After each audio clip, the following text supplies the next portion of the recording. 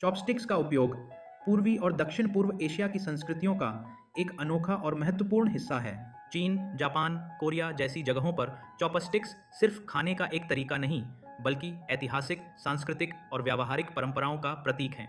इस वीडियो में हम जानेंगे कि चॉपस्टिक्स का इतिहास कैसे शुरू हुआ, कन्फ्यूशियस के दर्शन से इसका क्या संबंध है और क्यों इन देशों में भोजन की आदतों में चॉपस्टिक्स का विशेष स्थान है।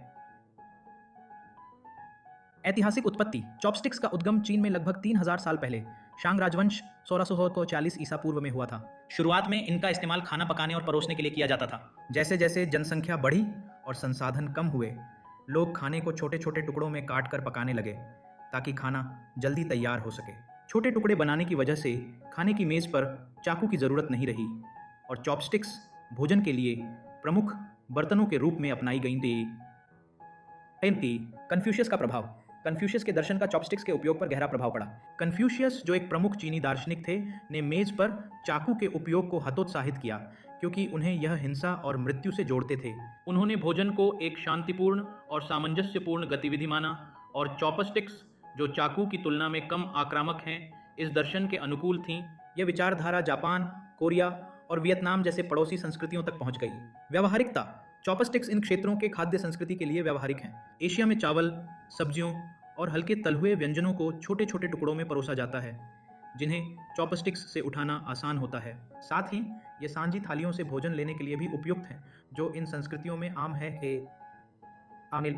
सांस्कृतिक प्रसार, व्यापार, सांस्कृतिक आदान प्रदान और राजनीतिक प्रभाव के माध्यम से चीन के प्रभाव के साथ चॉपस्टिक्स का उपयोग जापान, कोरिया और वियतनाम जैसे पड़ोसी देशों तक फैल गया।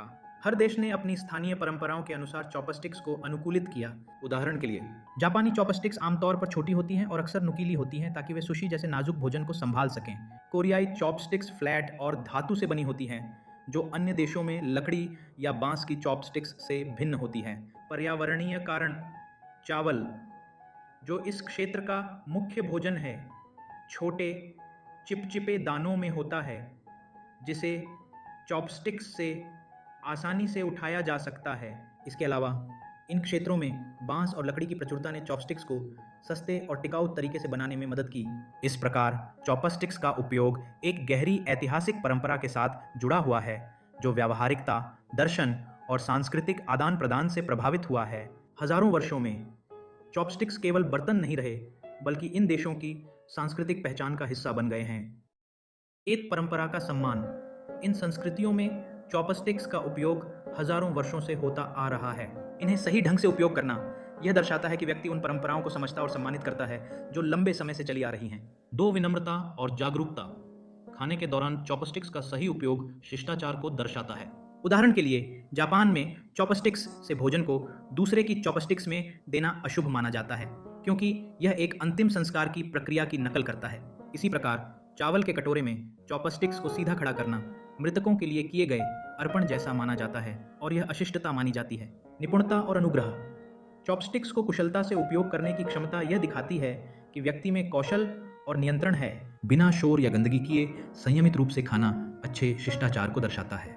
कई संस्कृतियों में चॉपस्टिक्स को सही ढंग से न पकड़ पाना असावधानी और शिष्टता की कमी मानी जाती है। दूसरों के प्रति सम्मान।